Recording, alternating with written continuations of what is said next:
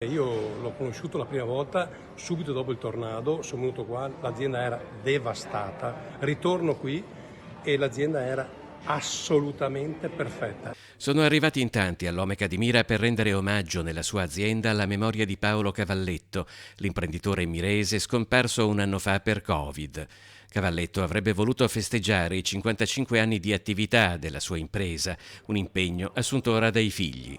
Era una persona incredibilmente tenace e caparbia. Ha insegnato a tutti noi che finché non si arriva al risultato non bisogna mai mollare. Io personalmente ho imparato tanto da lui. Soprattutto una grandissima sensibilità verso la legalità dell'impresa.